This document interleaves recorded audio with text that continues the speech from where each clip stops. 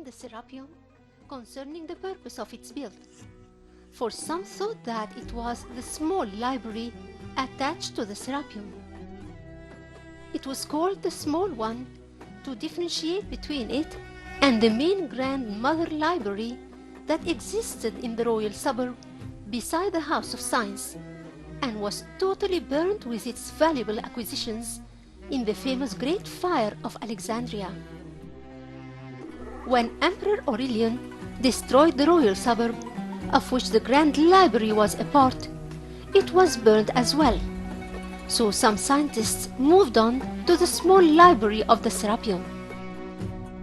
There are openings on both sides of that corridor of the hypogeum, and these niches were used to keep the rolls of papyrus and the books. Beside the platform, there is a purification basin and a nilometer to measure the level of the water in an imitation to the Egyptian temples.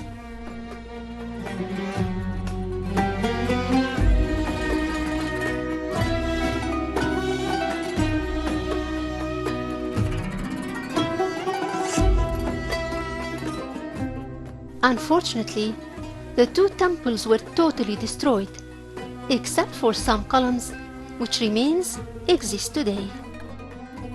The Serapeum temple was totally destroyed during the reign of Emperor Trajan, who ruled from 98 AD till 114 AD. This happened during a revolution that started by the Jews of Alexandria against the Greeks and the Egyptians. But the temple was rebuilt during the time of Emperor Hadrian, who ruled Egypt between 117 AD and 138 AD. The temple was doomed to destruction, but this time by the hands of the Christians of Alexandria, by the end of the 4th century AD, to terminate paganism and its temples. On its ruins, a church was built in 391 AD and was called John the Baptist.